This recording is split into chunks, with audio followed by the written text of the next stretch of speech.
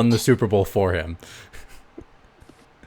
Like, have you guys got Disney Plus or ESPN? I have ESPN Plus, yeah.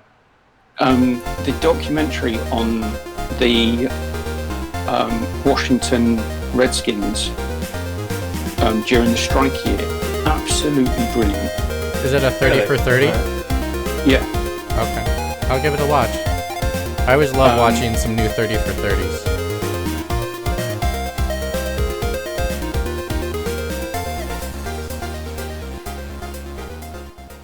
And I can see the stream is up because I opened Twitch this time.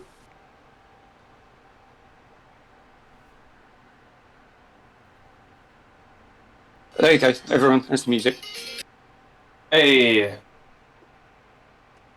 But we've been live for like a minute. 10 seconds. Because it's on a delay. So, welcome to Club Pixel Pints. The drinks aren't free, but there's fun and sunshine for everyone. Well, there's no sunshine in LA here, so you don't rely on me. We bring the fun and sunshine to everyone. I thought it was always sunny in LA. Not in the winter time, and it's starting to become winter. So, but most of the time it is. It's only always sunny in Philadelphia. I thought everyone knew that. No. I was waiting for someone to especially when Nick Foles wins a Super Bowl and Carson Wentz doesn't do anything for his team. Carson Wentz is a bench warmer.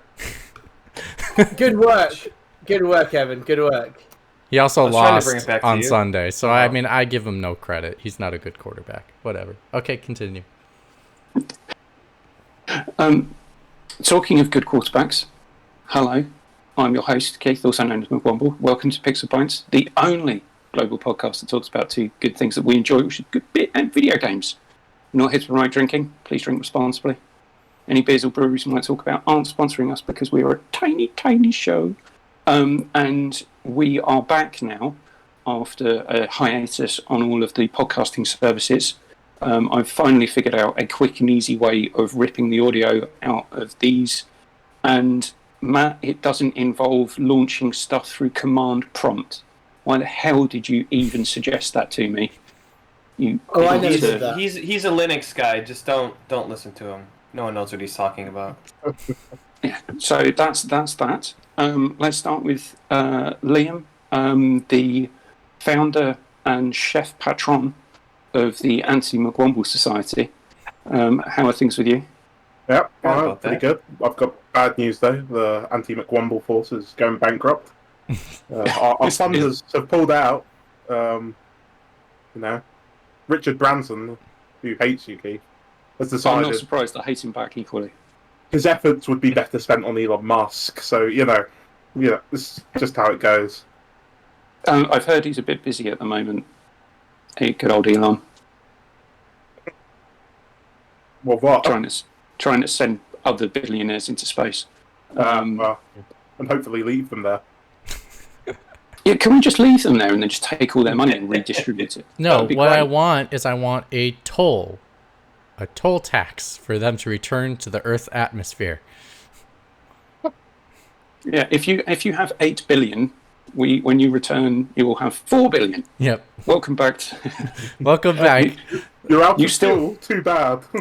You still have more money than you can possibly spend in multiple lifetimes. Or maybe if they leave, maybe we do a new law. If they leave Earth's atmosphere, they're considered dead. So then all their assets go to the government. I wouldn't trust certain governments with it. I'd rather redistribute it to charities directly. Right. So enough of this political podcast. We're not the Podquisition. Something capitalism bad. I don't know if that's trademarked or not yet, but I'll get it in there. Dan, how's things with you? Good. Just 2 weeks into a new job. It's going well. I'm on Thomas duty today, so if I disappear, that is why. But I'm glad I could join you all. For people that may be listening the first time, what is a Thomas?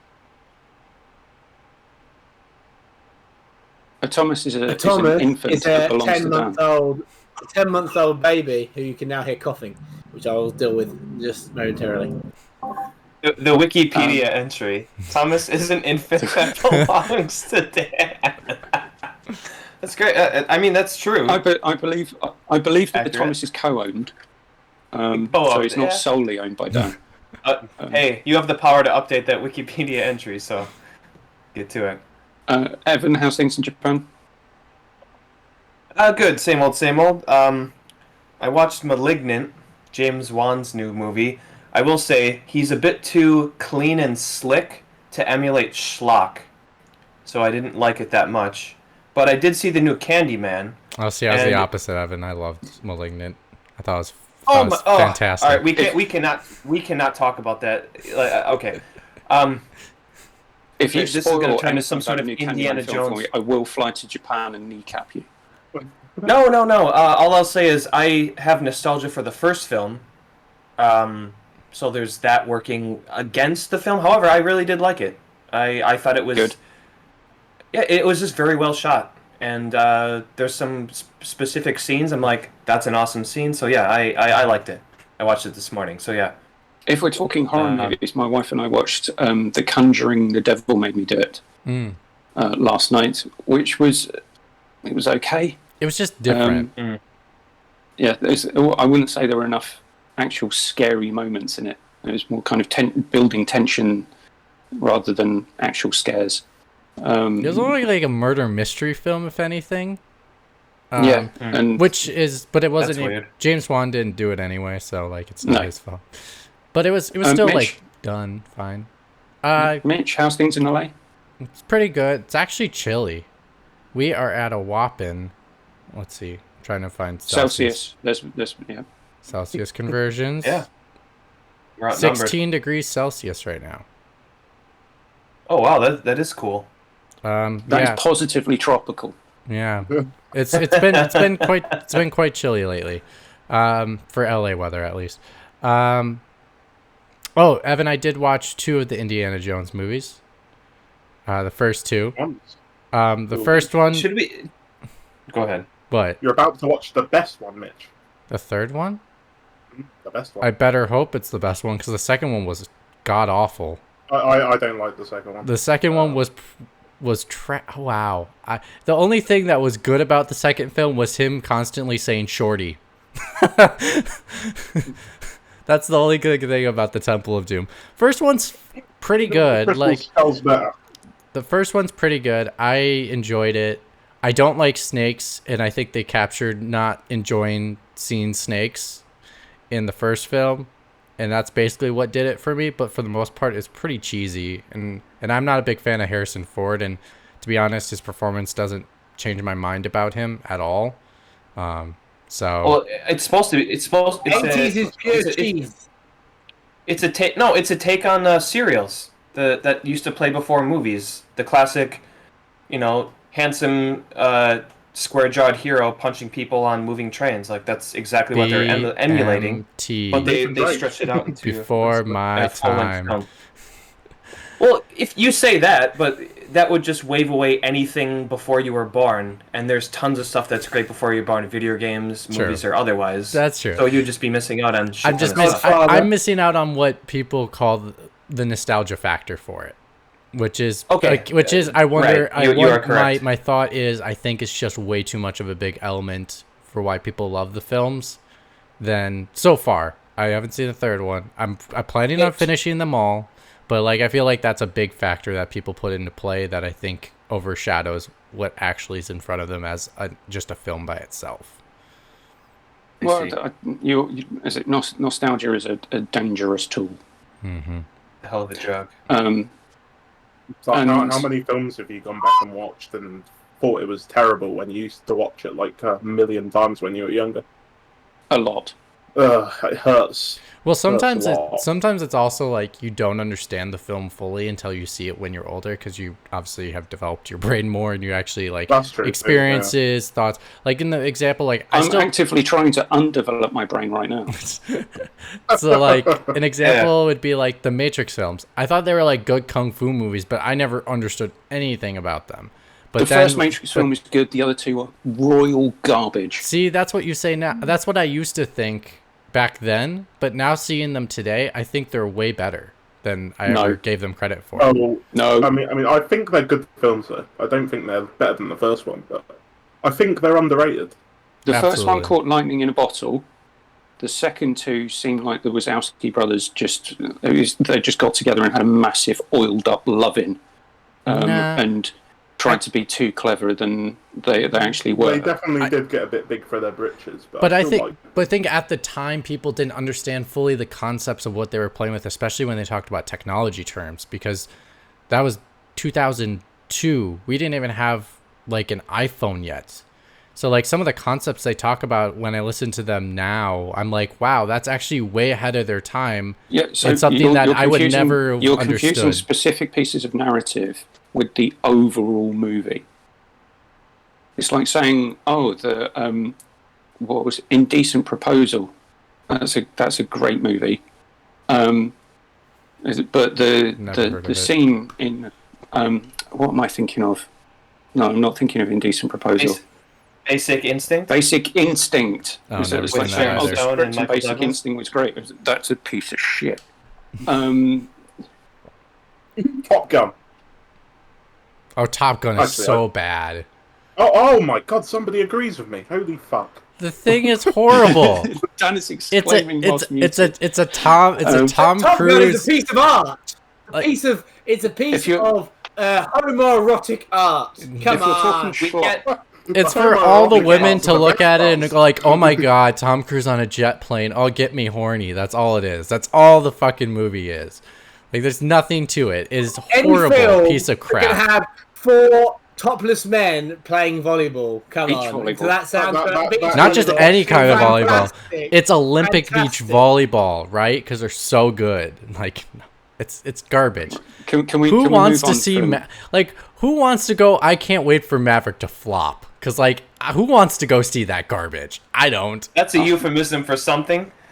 Let's talk about beers, maybe. Yeah. Are you saying your beer is garbage, Evan?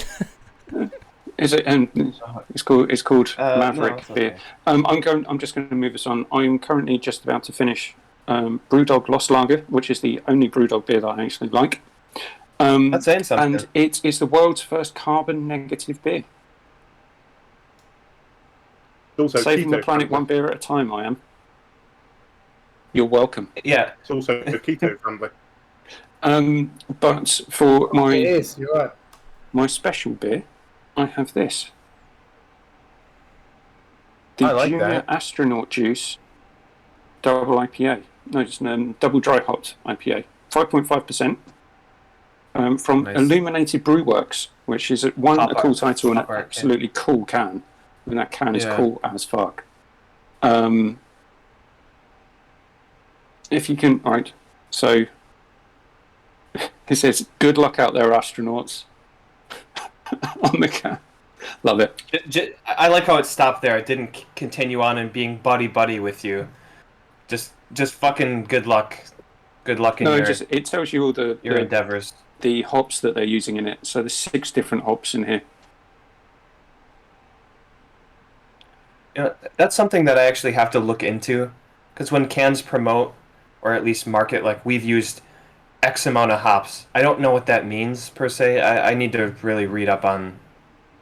Well, the hop blend gives you the hop flavor. So there's Mosaic, Madriana Bavaria, which is one that's used in lagers and pilsners, Amarillo and Pacifica, and surprisingly cloudy. I was expecting something clearer. Oh wow, super fruity. Getting pineapple, passion fruit. Right up your alley. Good luck, astronaut. Oh, that's banging. Is it? That is properly good. Oh, it says on good luck out there looking up at the stars, and I'm not surprised, because after a few of these you'd be on your back. It's not particularly strong, it's only 5.5%, but you'd easily sink a few of these. Like an proper sesh beer, right? If you're looking for something a bit stronger, but highly drinkable. Yeah, that is really nice. Super fruity, tropical without actually having fruit in it. It's amazing what hops can do. Right, Dan, you're waving a can at the screen. And you're muted. Oh, I'm unmuted. Here we go. Toast. Oh. Here's to change. I've had 2 of their beers on the show before, but not that one.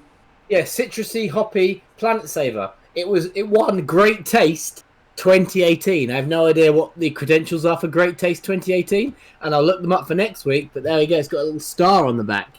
So Great Taste is just a magazine. Oh, is it? Okay, there we go. And then I've also got, which I will be drinking during the podcast, Plunge Orange Pale Ale, and an old classic, Old Speckled Hen, which I'll finish with. Right, do you want the story? Well, do you want to tell people on the bottle the story behind the name Old Speckled Hen? For those people who won't know. I will try, but if Thomas starts crying, I'll have to deal with him. So I'll see how far we get. Owes its name not to a bird, but to a car. A painted, spattered featherweight fabric saloon. The MG Factory runaround, fondly referred to as the Holy Speckled.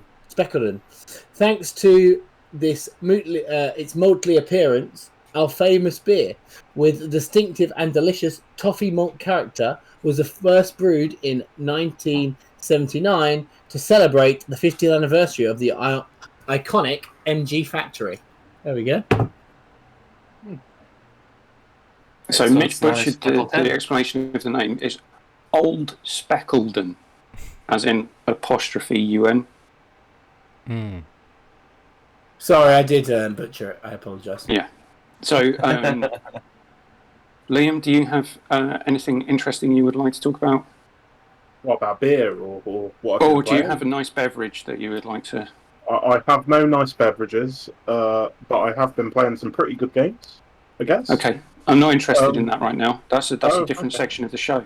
I just wanted to check to see. Sometimes you come on and say, "I've got this nice thing that's not alcoholic," and I just thought I didn't want to just assume that you didn't. That's all right. I mean, I have been having a lot of nice tap water lately, but you know, that's good. Tap water in different parts of the country taste differently. That's fine. Mitch, Evan, looks like you're pouring out a nice glass of Birkhoff juice. I know Wisconsin is the same. Mitch, Evan, we're both from Wisconsin. Yeah, exactly. Yeah. We even finished our own words. Yeah. So, I know that was gross. So I'm drinking Left Hand Brewery's Milk Stout Nitro, no, thank which you. I can get in Japan. I'm quite excited about. It's a really good beer. For people that don't know, like what the hell does a nitro stout mean? It just means they put during the carbonation process they use nitrogen, and it's not a carbonation process then, is it? If they're using nitrogen dioxide as opposed to carbon dioxide. Yeah, it's not a carbonation process. It's a nitration process. It is, but there's also carbonation in it. It's like an 80-20 ratio, like basically. So what does that mean? All it does is kind of make the beer a bit more creamy and silky. And for a stout, that's really, really important. That's why you get oatmeal stouts. You put that in a beer, it makes it a bit more creamy and silky. It's a big mouthfeel thing for stouts. I actually have a glass with the name on it. I think I got it free because I bought 3 of these things. I was a fucking idiot, and I slightly cracked the can like 15 minutes ago. So, kind of wasted that. You depressurized it, and now you want to get. Yeah. I would have been preferred if you'd said you'd stolen it from a local Japanese pub. But it's all right if it goes. That would have been a lie, though. That's like lying. But this is a really good. This is really good stuff. I don't want to drag out the show for any longer than we have to. But is it one time we're going to have to talk about stupid things we've done for novelty beer-related stuff? You mean now? Novelty thing Later. Because it's got to be beer related, otherwise it's not on brand. Sorry, just because. Okay, I'll shut up. Yeah, we should do That's right, Carson Wentz, you sit down. Carson Wentz, get back on the fucking bench. I'm going back there, I'm sorry. Come on, win some football games. We need to speed this up, but this is a really, really solid stout. It's really, really smoky. And yeah, this is if you've ever seen Left Hand Brewery's Nitro American Stout in stores, I highly recommend picking at least one up. But yeah, it's good. Where's Left Hand Brewery from? I'm guessing California. Oh, 6%. Okay, so it's a bit heavier than most stouts. California. Like most Japanese labels here, it just says America. They don't care. America. We're all the same for them. F yeah. Saving the world from the motherfucking nation, America. Yeah, I don't know. I think this sticker is covered up where it's from. It's from America, though. That much I know. Okay, so America. Great Mitch, movie. do you have any? Team America World Police. Haven't seen it. No, I don't have a beer. It's 8:49 in the morning. I am not drinking because I want to play some tennis, so I do not want to be exhausted. Why start playing tennis? You could have get fucked up and play tennis. What's wrong with you? I get fucked up after I play tennis, fellas. Before and after. Because I'm not like you old people. I actually have to run around the court. I can't go. Hey, I'm highly offended by that. But still, I do agree with you. But still. I'm like Carson Wentz with his injuries. He's just throw the ball. I played tennis, but it was mostly before Mitch's time. Oh yeah.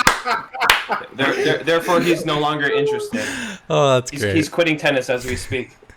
I once soaked a bunch of tennis balls in a bucket of gasoline, and we lit them on fire. We tried to play tennis, but they just went out. So we just started kicking them all over the court and leaving trails of fire.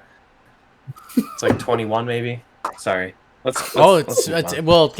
cousin currently does. She's in New Zealand right now, but before she left to go to New Zealand, before the pandemic and everything, she is an experienced, I don't know what you call it. She can like juggle with fire. She can hula hoop with flames. Like she's pretty impressive. Like she did it for us once, and she had like gasoline poured all over some stuff, and it was cool. Is it?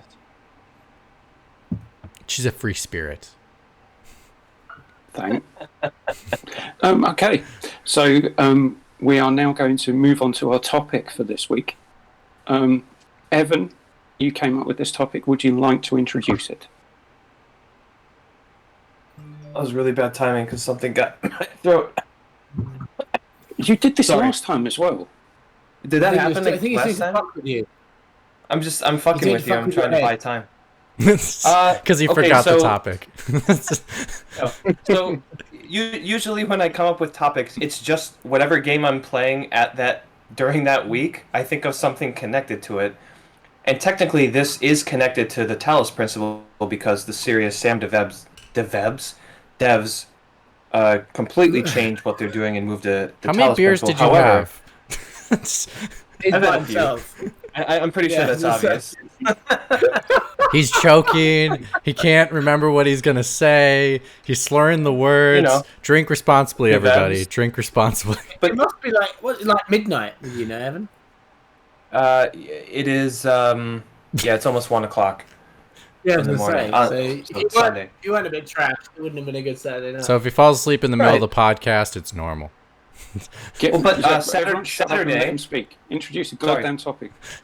Monday is a national holiday, so basically tonight is my Friday night. Anyways, this was initially a question that I posed on a Game Face episode at the end, but Shane and Matt already answered one of my questions, and he was like, "Oh, Evan, you have so many good questions, but it's not fair if we answer 2 in a single stream, so we're not going to answer your question." And it was when the devs that did Skullgirls, which is a fighting game, they released Indivisible, which is essentially like a JRPG style game, and there's also like side-scrolling Metroidvania stuff going on. So it was at the point in that episode where I thought, well, okay, what developer who is known for a single genre, or at least whatever their most popular game is, has switched genres completely, where you go from fighting games to like Metroidvania JRPG, and has been successful at it. And then coincidentally, I've been playing Talos Principle, which is made by the Serious Sam people. People know Serious Sam. The Talos Principle is a puzzle game completely differently. Jesus Christ. Adjectives and adverbs. Guys, you know what I mean? He's an English teacher, can't you tell?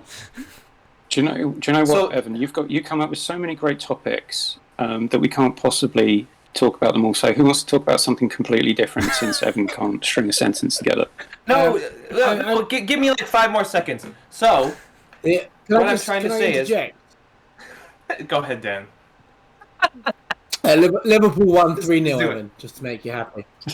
Save. I thought Right, you were going to say, Dan, just save me.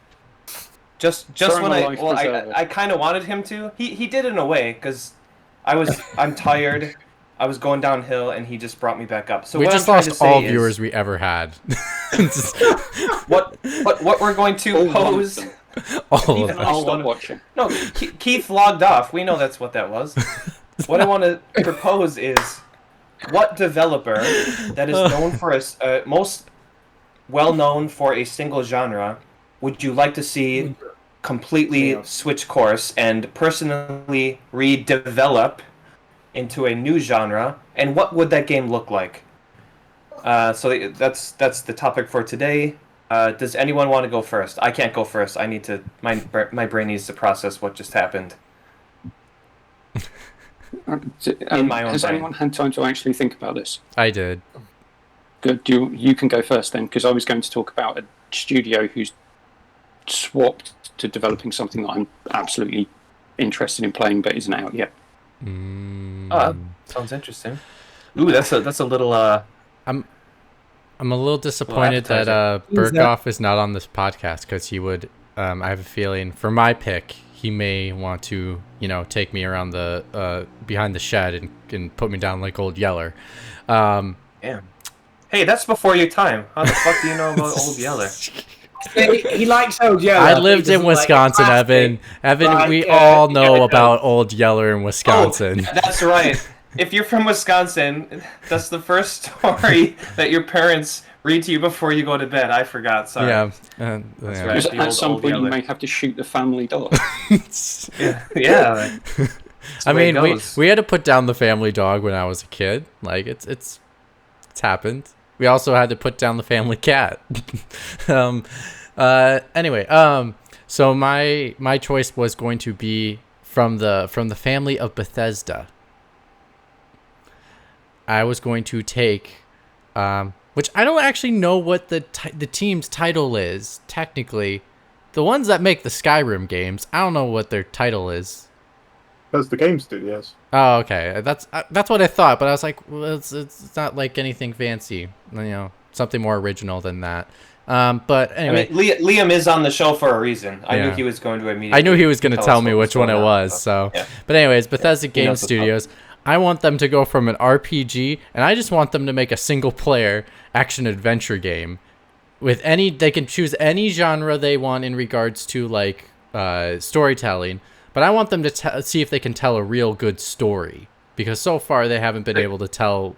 They branch so far off in different paths that I feel like they can't tell one cohesive good story. So I'd love to see that from them. You're talking linear, like a more linear story. Pure, like very linear, like maybe some maybe optional branching path of like choice, like morality. That's totally cool. I'm fine with that.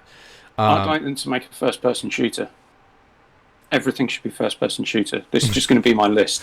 So well, and I want them to not make it. It cannot be first person. It cannot. That is one absolute thing they cannot do. I like. Okay, third person.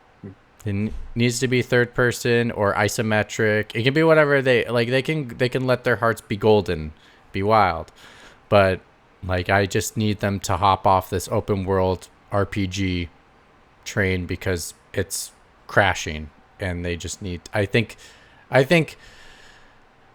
it's similar to like my other example was going to be CD Projekt Red should also make the same type of genre, because I think if they actually took time to make one good story, they could make a good story. But like The Witcher 3 is a disaster of a plot. The side stories are really good. So like if they combined I agree with you. I don't like The Witcher. But I don't like The Witcher. But the one thing I liked about The Witcher 3 was the story. It was the janky gameplay bollocks that pissed me off in that game. I think the main story was absolute garbage. It's because to clarify for people, the janky gameplay bollocks is a colloquialism. It's not that they rendered actual janky bollocks in the game. Okay. Sorry, but I'm saying that. Disclaimer: I did play it on PlayStation, and I hear on PC it runs like a dream. But I played it on PlayStation as well. But anyway, I'm saying I heard that too, but I don't care because I didn't play it on PC, so they can fuck up. Yeah, exactly. Like if it plays like janky garbage on a platform, don't release it for that platform because then you have the right to be criticized for it. Anyway. Oh, I bet they wish they hadn't. I know.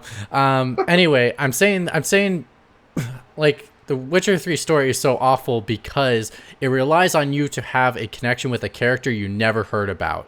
And they do not do a good job of having you to have a connection with them. It doesn't give you proper motivation to go find that character. And then when you find them, there's like branching paths for in regards to what the endings are. And the endings are somewhat atrocious because it relies on you to have this deep history with a character that you never met until that game. And then they don't allow you to grow with that character and to have an emotional attachment to that character. Do I think some of the side stuff is actually fantastic? It's some of the best stuff I've seen in plots for side stories. So I think that they combined their teams and make one cohesive plot. I think they might be able to do it. Unless the side team is a completely set different writers and they don't include them in the mix, then I don't have the faith in them to do it. But I think that they need to prove me wrong, and that's why I would love for them, both teams, to make that genre. Because right now I think both are failing miserably in their genre. Would you like to know a Witcher game that has a clear, coherent, single narrative story? Ooh. Oh, I know. What? It's just about to leave the Xbox Game Pass. It's Thronebreaker. Yep. I wish I'll have to cut out that section of Dan going yep, and just like play it randomly whenever we get Thronebreaker. Yep. Did you know, Keith? I read something the other day that CD Projekt Red said internally that that them developing Gwent and Thronebreaker was the thing that broke their studio. Wow. That's what they blame it on. They blame the failings of Cyberpunk 2077 on Thronebreaker just because they said they mixed up the game team so much and couldn't find any orderly structure to their games development after they did that. Yes, I'm sure that was the reason. I was going to say, if they didn't know who has talent on their studio, clearly they don't know their teams. Well, if that's the case, yeah, I was just about to say, if that's the case, I think you'll find it's piss poor management that screwed up Cyberpunk 2077. I'm pretty sure they said that much, yeah. Right. Would I agree with Mitch that Skyrim, the development, Bethesda Game Studios needs to do something other than open world, not Skyrim stuff, but not first person janky sword combat when you have a medieval time period. That's the one thing that bugs the crap out of me. Like Elder Scrolls, that's what I'm thinking of. I don't need another I think they could do amazing if they made like an Elder Scrolls third-person action-adventure game, because then they could focus on making combat actually good with swords, and it's just such atrocious garbage. And I'm just saying, like, in the genre, most in general, first-person melee combat for the most games, not all games, is not good. Even Dishonored is not very good. They need to do a better job. If they're gonna do melee combat in a first-person game, actually spend time and work on it, because the melee combat. I've seen someone play some Cyberpunk 2077, and let's just say the first person fight scenes where people are fighting with their fisticuffs looks fucking dreadful. I mean, I will give this game credit though. Interject? Can someone name me a game where in first person the sword combat or the fight combat is any good anyway? No. Well, I will. No. Hold on. I will. I can't think. Hold on. Chivalry. Chivalry 2. And then I was also going to say, one thing that I do think Cyberpunk 27 did very well is at least the sword combat, not the fist to fist. The fisticuff combat's awful, but actually the sword combat is pretty good. It's not bad. Like if you're like comparing the genre, it's like here's the crap we get all the time, and then here's Cyberpunk. It's like, okay, it's a little higher, but like here's like let's make it good. But like at least I see the effort, and like they have some good elements mixed in. Like if they made like a Elder Scrolls game with swords, I think they probably would dive into it a little bit more and make it a lot better. But it was fun and serviceable compared to like, and then like you're imagining you're hitting something because there's no feedback on anything. It's just sorry. I just if I could interject as well, I would say that, to be honest, most of the problems I've had with Bethesda Game Studios over the years is the fact that they're very behind technology-wise in their games. You know, like you play Skyrim, and I think Skyrim's a fantastic game, but at the time it was a little bit behind the times. And then when you went and played Fallout 4 in 2016, that felt even more behind the times. So really, like, I love the way their games are, and I love the way they're designed. They've just always been behind the times. So I don't want them to change genres, because I think they do the genre they work in right now exceedingly well. I've loved all of their games since Morrowind. But they do need to make updates to their engine to make it feel like a modern game. I think my problem with the Elder Scrolls games is that I'm not a high fantasy fan.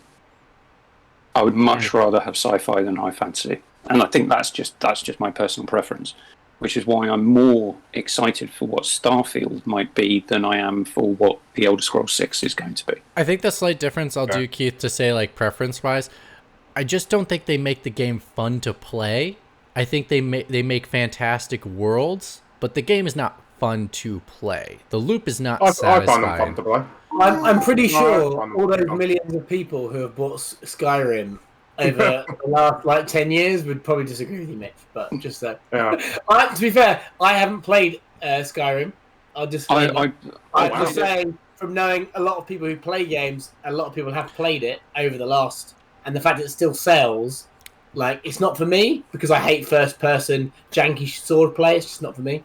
But it obviously must be fun, because why are these people buying it? And playing it on multiple platforms? Well, it's like GTA. It's a mindless brain, definitely, and like, I'm just going to buy it, because If you ever play Elder Scrolls, do a magic build. Like, loads of people complain about the sword combat, but you could just rectify that with a magic build, which is also a shit ton of fun. Or just play as an archer. Yes, then don't offer the sword as an option. If it's not good, don't offer it to me. I'm just a suggestion. No. I'm sorry. I'm not. It's not against you. I'm just like saying, like, if it's not good, don't put it in the game. Well, then, you see, I don't think it is bad, but I also don't think it's good. I still enjoy playing the game perfectly well. You know, with the sword. I think with a game on that kind of scale, you must reach a point where good is good enough. Yeah, and then just go with it. Because carrying on with constant iteration and improvement, if Bethesda Game Studios worked on that game to the point where the first-person melee combat was absolutely amazing, it would probably only be getting released now. I think, well, maybe this is just another type of topic to have another time, where it's like games are too big for their own good. And it's like, that is definitely something. Maybe not make Skyrim as big of a world, and then you cannot have to focus on all those other elements. And it's not saying, like, to be honest, even for the time, Skyrim didn't look that, like you already said, Liam, technically it didn't look that good anyway on top of it. Like, it was pretty good, but it wasn't great. So it's like too big for its own good. And like that's games suffer from that all the time. Talking about things that are too big for their own good, Evan, have you had enough time to think about what you wanted to talk about? Yes, I have, and you're going to regret that, because I think that the Yakuza studio, First-person shooter. Okay, that is one thing. I know that you have your bulletin points, right? I don't know if you're actually going to throw that at me. Maybe we can combine our ideas, but I was thinking that the developers behind the Yakuza games and the Judgment series, I guess you want to call it, could make a horror game that is specifically focused on Japanese horror, J-horror as it's called in cinema language or whatever. Oh, so what And that the reason why- what that Can game I- was can I supposed ask to be? The Ghostwire Tokyo was supposed to be, and then never ended up being. They definitely just rebuilt that game, didn't they? Like that recent gameplay trailer, I was like, they basically just started again because that is Can nothing. we stay on topic, please? Thank you very much. I know it's good for us to go off script all the time. Evan, can I ask a point of clarification, please? Yes. So I must not say anything bad other than praising the Yakuza games, which are a fabulous series of games. For I a take couple more it months, Judgment doesn't fit into It's a spin-off. the Yakuza It's spin amazing. because it's a spin-off, so I can slate that. You might get off on a technicality, but I would actually put them because like that studio only makes those games. But we either didn't. Yakuza But or the Judgment. studio's name is not Yakuza. Yeah. Oh, the So you- studio oh, is actually, saying Yakuza- it's the okay. same. Actually, the name of the games in Japan are called Ryuga Gotoku, and the name of the studio is Ryuga Gotoku. Uh-oh. So technically, they're one and the same. If you want to be pedantic I about just it. wanted to be clear that I couldn't start saying that he got it out of Judgment is technicality. another load of weird Japanese bullshit that I'm never going to play. But I wouldn't Hey, say that wait, what because was I wouldn't that? be That able was a to say loophole. that under the... That was a loophole. But by the way, you have. Wait, hold on. Was it? You got like 3 months, and then January 1st, whenever we have our podcast, I'll shut the fuck up and I'll hear the whole thing. You got 3 months. Just do your best to. I know you've been a sport. I must observe the rule. This entire But, time. So. I must observe the rule. But back on topic, I think Evan, I think you bring up a good idea, and I think like even, like thinking about it now, I'm like they could make a really good Grudge game, like because they're good at like making something condensed and like that'd be interesting. Yeah, Actually, like a horror mystery. If that was the case, I would probably play that game. Legitimately, or play you that just No, because I really Evan knows He's a I'm horror- a big he's a horror fan. horror movie fan. So I need to. I seriously need to stop playing Apex Legends and play Resident Evil 7. And so I if they came out with and said this is a what would you equate the style of game that you would want to see with something else? So something like The Evil Within. Okay, so I've actually given a decent amount of thought to this. So you know how the team has their pulse on just building a world in Japan, like very high fidelity. It looks like Japan. It feels like Japan. They've been doing it for fucking ever. That's like the one thing that they do. Well, they can make And I it so think that they'd be quickly because they super keep successful. reusing the assets. Oh, totally. Yeah. Hey, come on, man. They gotta. I'm not They gotta I'm pay not for that dissing Dragon them. engine. Not dissing them for it. No. It's smart. Oh, you're right. No, they need to You're rebuild right. it from scratch every time, like Kratos getting into a boat. Dude, that was such a ridiculous conversation, by the way. But I would say, to answer your question, McWomble, Fatal Frame, specifically Fatal Frame 2, which has to do with a remote, it's a remote, abandoned village in the middle of a forest, like in a mountain town type of situation. The one that I've never played Fatal Frame, but one thing I really like about it is the claustrophobic nature of it. Dude, Fatal Frame 2, and actually that's the only Fatal Frame game that I've played, but that game is amazing when it comes to atmosphere. The only other game that I've played that even comes close to that is probably Silent Hill 2, which is also one of my favorite games of all time. Again, now you start talking about controls and stuff, very janky game, but I just think with how well, and I know Mick Womble 100% agrees with me, how well they write their side stories and their main stories and the conversations between the characters.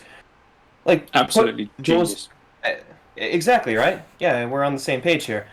Take those writers and just write some sort of story. You know, like, we've seen this before, and there's a movie that I actually recommend, Mick Womble, when you're in the mood. It's called Noroi, which means the curse. It's a 2005 kind of I think I've seen found found footage film back when that shit was like a bit more novel. Yeah, the thing. Yeah. It's a bit more played. I think I've seen that was also. You might have, yeah, but it's a bit too long. But I still really, really appreciate the film where it's an abandoned village, remote mountain village where some sort of ritual went wrong at a shrine, and so on and so forth. Siren is kind of connected to that, and I think that team with their talent and their ability to build stories and really, really interesting characters could do a really, really awesome horror game and make it small. Right? Evan, I do one before Mitch chimes in. Sorry, Mitch. I would like them to do a game version of the Japanese Ring movies. Right, that's what I'm talking about. Yeah, like that kind of atmosphere. That'd be cool. And look at like the Judgment series is more of like a detective thing. You could even put that in. So something happens, a journalist goes from Tokyo to remote, kind of like out of the way village in the middle of nowhere and starts uncovering some sort of mystery. And it always comes down to like some shrine where some sort of ritual went wrong and a demon went. Like, I think they would do a really good job with that. There's enough demonology within Japanese mythology for them to have a huge, rich cast of potential characters. I really like that idea.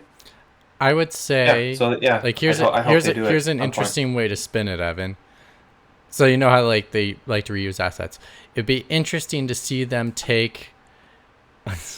It'd be interesting to them to take the Komorocho, and then like have it do like the Silent Hill thing where you can flip between like the regular world and then like the spirit world, and like horrible things start happening in the spirit world that affect the real world, and like you play as a different side character, kind of like Judgment is like this own side character who's like maybe sidekick or something, and they can cross between the worlds. And so like you can see the whole, so like as a Yakuza fan, like it's like you could see the whole Komorocho. Is it Kama or Como?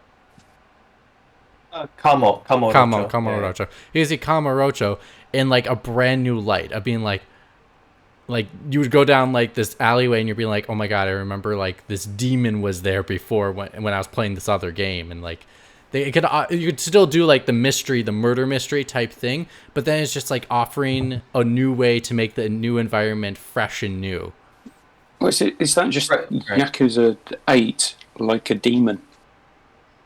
Like a demon. Hey, there you go. So I understand what you're talking about, Mitch, and I would much rather have them put it in a different location, just very isolated, like mountain village type of thing. However, I do like the idea of taking Komorocho, which everyone's familiar with now because they've played so many games, at least the fans have, and flipping that on its head and being a place that's familiar but unfamiliar when it goes to like the spirit world, like in Medium or something like that. So maybe that's something that they could play with, right? But yeah. On the crazy note that I'm actually agreeing with Evan, let's move on. Yeah. Wholeheartedly or sarcastically? Maybe a bit of both. How dare you? How dare you misconstrue my tone? I can agree with Evan at some point that I'm not cajoled into because it was his winning prize of a quiz from last year. I can agree with him on other stuff. Yeah, Mitch. I can agree with him that Green Bay were absolutely god awful, frankly worse than Tennessee because the scoreline was that much worse. We can agree on that together. And Dan, don't introduce the next speaker. Who do you think you are? Me? Yes, sometimes. I was actually going to go to Liam next, so Liam. I've got two answers prepped because people may just vehemently disagree with me just from the beginning. Awesome. Getting ready, my sign. My sign.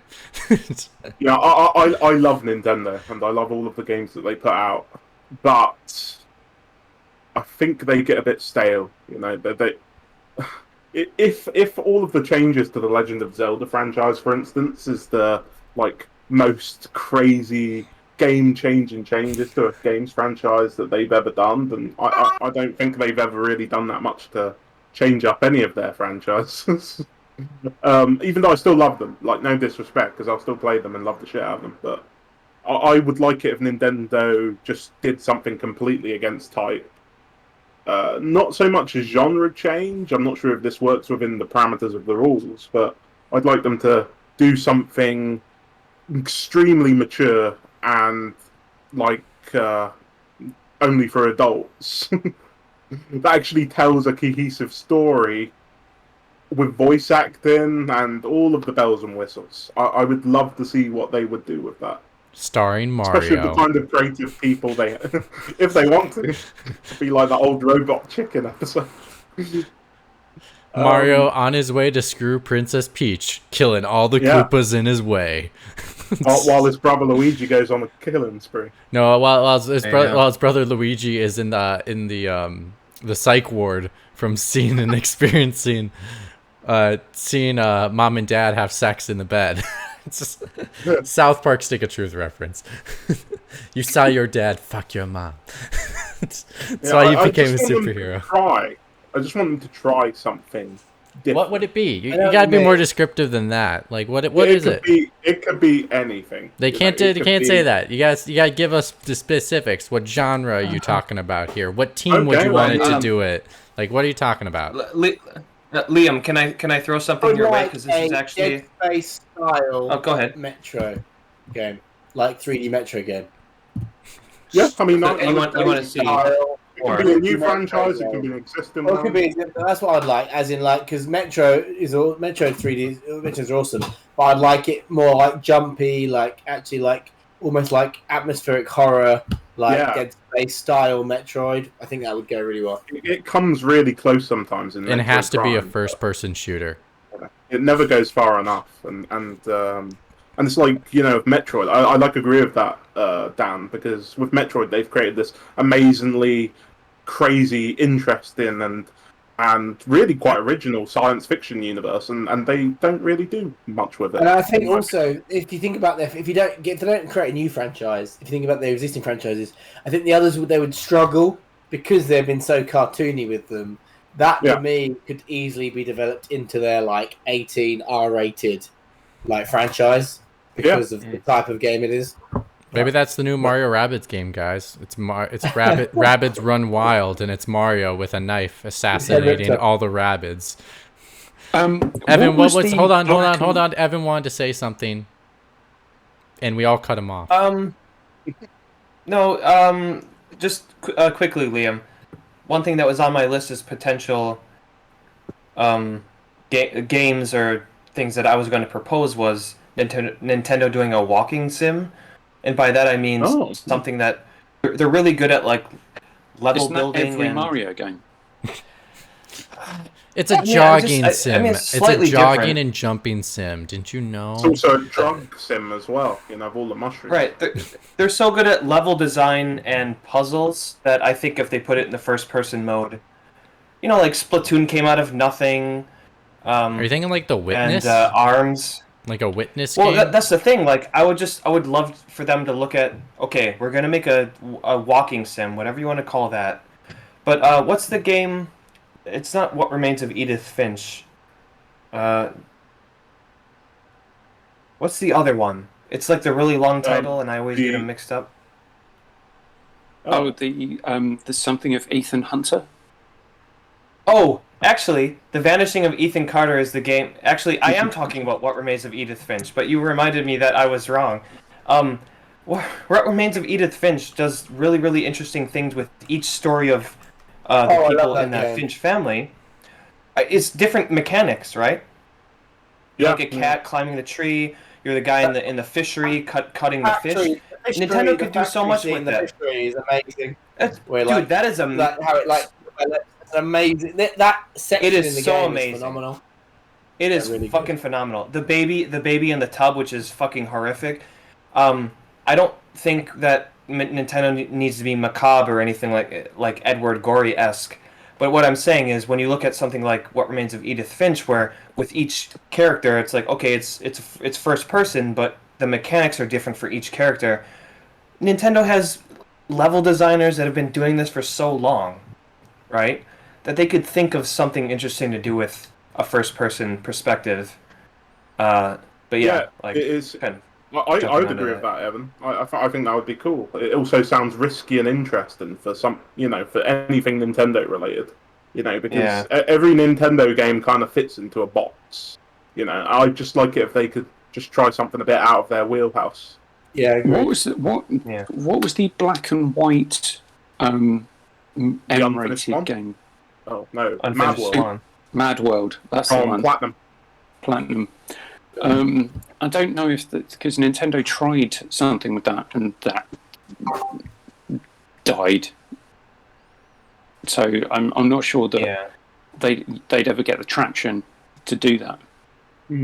I don't mean something like that because Mad World. I like Mad World, but it's just it's just a hack and slash shooting game. With blood and guts and the interesting visual style.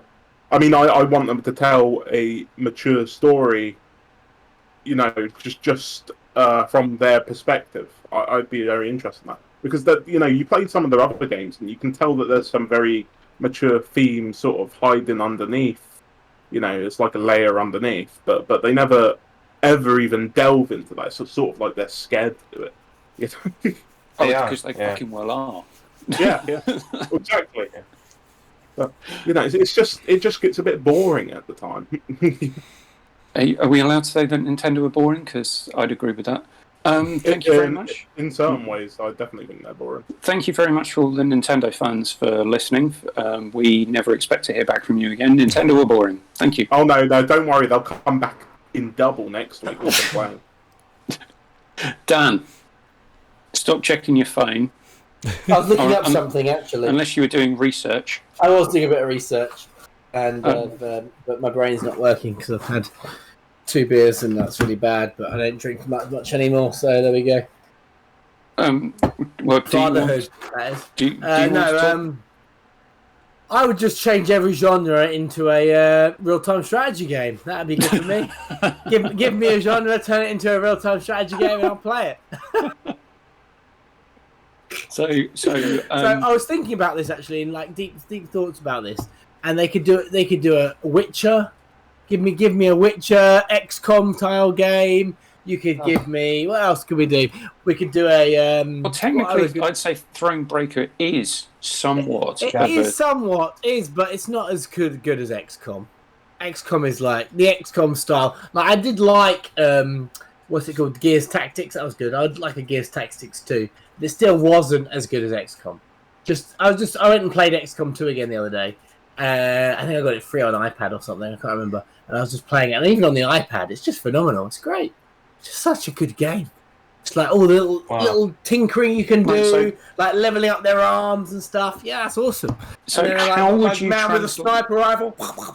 How would you translate the fabulous Yakuza franchise into a real-time strategy game?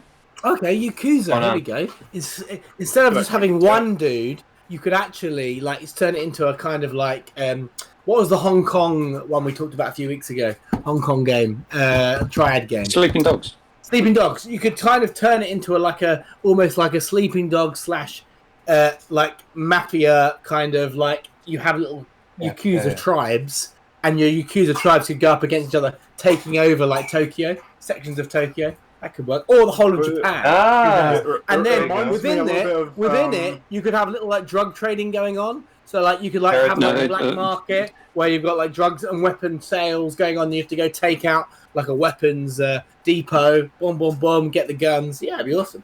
Dan, I was just thinking you could actually get something akin to that if they ever do a sequel to Empire of Sin. Maybe mate, from a different kind of crime background. The problem with Empire of Sin was it was too fucking buggy. I did love that game, but oh my god. I did go back and play it after they kind of sorted out the bugs, but there's still quite a lot of bugs in that game, sadly. I think what I would say is they overreached a little bit, Paradox, in my opinion. Stick to your big map, Crusader Kings. I just don't think. I don't know. They just didn't really hit the button. Maybe they didn't get the right developers in. I don't know, but it's still pretty buggy. I really enjoyed it, but there's a lot of issues with it. In Dan's Utopia, I'm looking forward to the next Call of Duty game in 2022, which is the real-time strategy version. And that would be amazing! Yeah, we could all jump in. You could have like 6-on-6 people, and you could like be on your headsets talking to each other, and you could move your own little pieces like a crazy micromanaged game of chess. I think Evan would be all about that. Sounds like a nightmare to me, but you do what you want to do. You just hook up a noob tube to your gun and you beat everybody in one hit. Dan, I've got one question for you. Yeah. Actually, this might work better for us than the experience that we had earlier on. So, real-time strategy, Apex Legends. Oh, actually, to be fair, with Apex, it'd be interesting how you could do it. You could potentially, like, depending how you buff their powers, that could be quite cool. Like, open like the minigun for like 3 turns. I think every genre you could turn into a real-time strategy game. Whether it be any good, it's different. But you could I was going to say, how would you turn a puzzle game into a real-time strategy? Hey, you just put a timer on there and give you so many moves, and there you go, it's real-time strategy. Dan has it all figured out. Throw any problem at him, and he'll fucking like this. Coming soon, Dan's new studio. We will transform your franchise into a real-time strategy, regardless of your game. The Witness, we got you. Witcher, we got you. Do you wanna actually? Cyberpunk wouldn't have been so buggy if they just turned it into like a board game strategy game. I was literally about to say, you want Cyberpunk to actually be a good game and actually want to be able to play it? Play Dan's version of the RTS version. Yeah, exactly. But no. That's funny. We thought the same thing. So Mitch can't get on board with this, and because it means that you turning his beloved Resident Evil franchise into real-time strategy. That would be amazing. I actually could. Because you'd have the deal with that. Like moving I'd be fine with that. Yeah, that would be fucking awesome. Yeah, that'd be great. That. I'd dig Resident that. Evil real-time strategy. That'd be all about that one. That's definitely. And it's like you still have your pouch with item management. Yeah. Like I think it could work. Because obviously, and then you'd have to like determine whether you want to go to somewhere to pick up the ammo, or you could like forego it and try and take them out, and then you haven't picked it up, so then you don't get it and stuff. Because obviously you've got ammo like sparse. It like really like play with your strategy brain. But I also would not mind. So I like that mix of like the combat would be RTS, but then allow an isometric like the top down perspective and like still go through exploring the world. You could still explore the world and in real time without going from box to box. Like a Fallout. So if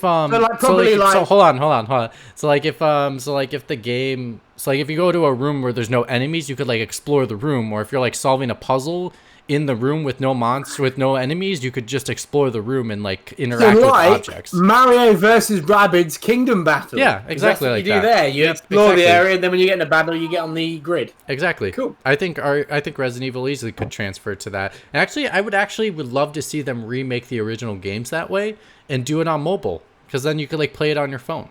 And I think that would be really cool. I would dig that. I never want to play on my phone, but fair enough. Capcom, get me in the room. Free money. Free money, yeah. I like how, but no, I like how the second that anyone says the name of a game, Dan has an elevator pitch in like a second. I got some snake oil for you. Exactly what's going to happen in the game. Where did the expression snake oil come from? Like, what's snake oil? Oh man, Dan, RTS Bayonetta. No. No, I don't like swords. Okay. I don't like swords. She uses guns, man. Yeah, true, but she does have that. There's a sword as well. I'm sure there's a sword in that game. But then you could do is like it would be sweet to unlock her special and like her fling around the room. Like, you know what I want a remake of? Final Fantasy Tactics. That was a fucking great game. Where's my real-time strategy fantasy Final Fantasy game again? Come on, bring it back. On Nintendo Switch. I don't know if you heard, but that was one of the games that leaked in the NVIDIA fuck up. Did it? They're remastering it. Yeah. There's a remaster of Final Fantasy Tactics. Yeah, give me that shit. Amazing. I'm actually really excited for that weird game, like Project whatever. I don't know what this means, Dan. Dan, what does this mean? Liam knows what it means. I played the demo. Triangle strategy. Triangle thing. Yeah, that was good fun. I played the demo. The triangle thing, also known as Dan shoving his hand towards his webcam and flicking his fingers, moving his fingers around. Make it so. Title, please be patient. Right, so that's what happened when 2 beers deep. I'm going to finish off with a game that is actually coming out. That I'm really excited about. I don't care about Evan's rules, other than ones that I'm compelled to do as part of the quiz. And it's from Wolfeye Studios. Evan, where did Wolfeye Studios come from? What studio? Wolfeye Studios. I've never heard of it. It's from Rafael Colantonio. Who set up which studio? I know the answer. Liam, please save me from myself. That's Arcane. Creators of Dishonored. No. So Rafael Colantonio set up Arcane Studios. Evan, you should know that, being the big Dishonored fan that you are. Yeah. But their new project. So he and some other Arcane developers left to form Wolfeye Studios, and they're the studio behind Weird West. Weird West. Sure. Okay. The isometric kind of Wild West one. Yeah. This is delicious. Well, you held it so quickly I couldn't even read it. Wait, hold on. Oh. Wow, hold on. Like, wait, a good 8 seconds. Now count down with me. 1. Okay. It's plunged orange pale ale. Okay. And it's got It's punchy and refreshing with a tangy orange sharpness. And it just smells like tangerines. It's fantastic. We wanted to make sure you got that sponsorship money, Dan. We wanted to make sure that you got that sponsorship money. So that's. Well, so Nick Womble, you're saying that these people have already done it, essentially, that they're flipping. Well, they've done the immersive sim, which isn't an immersive sim. It's a first-person action stealth game, depending on how you want to play it. And now they've gone to make a hugely expansive, story-driven, isometric. I don't know how many superlatives you could use, or adjectives you could use, or acronyms you could use to describe what Weird West is. But I watched the half-hour game demo with oh Christ, I can't remember the woman's name from GameSpot. But I've watched that twice, just because of the amount of stuff that you can do and how in-depth everything. If you thought that Dishonored was immersive, Weird West flushes that level of immersion down the toilet and then fills the bath, fills the sink, turns the shower on and plugs the hole and floods your house with immersion. Is it going to be that heavy with all of that stuff? That seems like Fallout levels of jank, because you walk into a bar with a hat you're not supposed to and the whole thing breaks, type of thing. No, it's not. It's not that. It's the world that you interact with. So there's no you can basically interact with pretty much everything in the world, and you play through the story multiple times as each different character from their own personal perspective, and each of the individual characters' perspectives change your next playthrough. So it's not like Dishonored, where you play through one level and you do a pacifist run, or you kill everyone, or you screw up and just carry on playing the game. It's everything that you do affects everything else that happens afterwards, and it takes the immersive sim element to just the nth degree. I'm really looking forward to this. I think the setting is really cool, and from watching the gameplay demos, what you can do in this game and the level of choice that you have is... I'm not sure I've played another game that gives you this kind of level of choice. I'm always nervous when someone says that, because sometimes it is too good to be true. Keith? No, I don't believe so. It's been published by Devolver. Oh, okay. Are you playing it now, or no? It's not coming out. Oh, okay. Yeah. It's still scheduled to come out this year, but it's been delayed 3 times already. Okay, cool. You should play Disco Elysium, Keith, because I really want to play that game. Disco Elysium is very similar to that. I've been looking. I need to play that game. It's on my list of things I need to buy at some point. I'm waiting for a sale. Same. Dude, time. I'm excited. That game will be brought up in the 2021 Game of the Years for. Dan, how do you turn Disco Elysium into a real-time strategy game? Quite easily, I think. You just do what Mitch said about you can explore the environments, and then when you come into some kind of battle, there we go, boom. But there is no battles in Disco Elysium, is there? Sure, you could add them in. You could add some conflict in. I'm sure you could. I like how you lean back in his chair. You tell them, I want to rob you, motherfucker. I'm going to steal your fucking wallet. Boom. Board comes out. Here we go, real time. All this for a fucking wallet. That's a lot more Final Fantasy Tactics. I just love how... To be fair, I'm very excited for Disco Elysium, but I'm also excited for Tuesday. Now, Tuesday is my day, boys.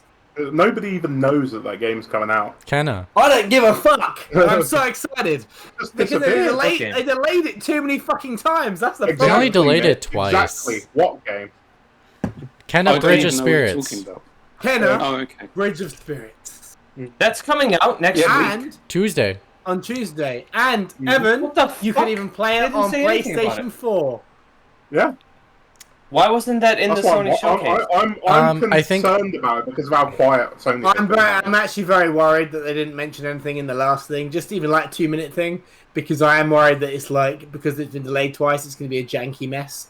Right. So, because we've only got 5 minutes left. Obviously, Dan's taken up too much time talking about real-time strategy games, but quickly we're going to go round the room and we're going in a new game called Challenge Dan. So try and come up with a game that Dan couldn't possibly turn into a real-time strategy game. Let's see how he comes up with it. Dan, I'll start. Okay. Virtua Tennis. Okay, so I got it. Virtua Tennis. So, obviously, we've got the tennis playing back and forth. But what you could do is you could put it on a board with lots of squares, and the person, it's almost like battleships. So you could, like, plan, like, D5, and the other person has to predict where you're going to put it to, like, hit it back. It'd be a pretty shit game, because I'm thinking the actual probability of you actually guessing where they're going to put it would be quite slim, but there you go. Plus, if there's the expectation they make every ball in, that's like not even real. Dan, I want you to take Yu-Gi-Oh. Yu-Gi-Oh, that's easy. The video game. Come on, make it easy. Yu-Gi-Oh's easy. Just put them on the fucking... You just put them there, don't you? And they have the cards, and you just go, boom, real-time strategy. It's already pretty much a real-time strategy game anyway. Give me some cards. Yeah, I'm going to play that. Boom, do that move. Perfect. Done. Next. I just wanted to give him an easy one, just so he felt like he was winning. You know, like Carson Wentz does all the time. He does win. He wins Super Bowl rings without throwing a football. And the man. Yes. Turn Tetris into a real-time strategy game. Yeah, that's quite hard, to be fair. I'll pass. You win that one. Yeah, Tetris not necessarily. You could make Tetris and shush. Tetris should never be changed. Tetris is perfect. Whoa. Tetris is perfect. You don't need to change it in any way. You could turn it into a real-time strategy game. Just give them a difficult combination of blocks that can't automatically fit together in a row. Like, it's possible. Yeah, but then there's no longer Tetris. Yeah, it is. So, it's just without the speed. That's all. Yeah, no. Tetris is there for a reason. Evan. Leave Tetris alone. Last one. You could do Tetris 99 as a real-time strategy game. You could do that. That's a good point, wow, that is a good point, Keith. You could definitely do that. Well, I'm talking about classic Tetris. Yeah, take it back. Keith got me. Evan. Bubble Bobble. Oh, Bubble Bobble! I haven't played that game in years. Shit. Let me think about Bubble Bobble. How could you? What the hell is Bubble Bobble? So you could turn Bubble Bobble into a 3D game. So we didn't put it from like 2D to 3D. Okay. So the world is now like an extenuated room, and then when you're blowing the bubble, so it's real-time strategy, but obviously the things that move and block the bubble are moving. So you'll push the bubble somewhere, and obviously you don't know. There's like let's say a dice roll percentage where that will block your bubble movement, and there you could be real-time strategy. What the fudge is this game? This guy cannot be beaten. What the hell is this game? I'm watching it right now. It is. Bubble Bobble is a great game. I'd rather play it in 2D. He's going through the fucking ceiling.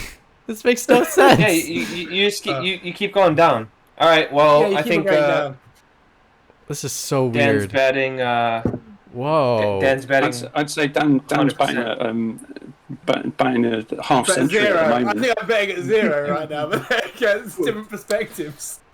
It's quite impressive, actually. I think we all game God. Okay, Dan, yes. How do you turn Brian Lara Cricket into a real-time strategy game? I don't think I would. It's a great fucking game. Why would you ever need to do anything with it? Brian Lara Cricket. It's an easy way to get out of it and say it's a fucking great game. Don't touch it. The best and only cricket game you ever need to play. All the rest are like a wank because I've tried to play them and they don't play. Brian Lara Cricket, perfection. Don't need to change it into a real-time strategy game. You just need to play it. What I would love is a new Brian Lara Cricket, but I just don't think wasn't that from Codemasters? Memory, Codemasters. Don't remember. Well, we'll have to figure it out because we are Pixel Pints. We're here every single week.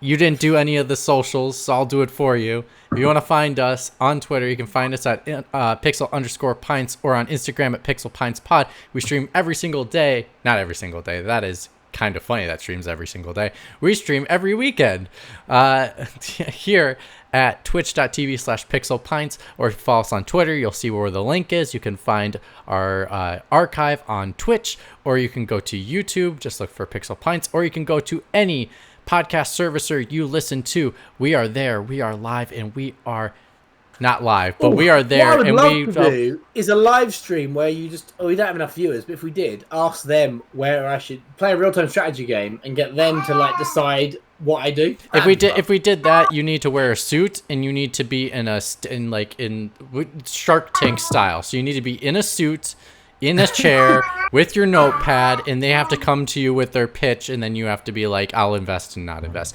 Anyway. No, I don't mean that. I mean as in, okay, don't worry. Anyway,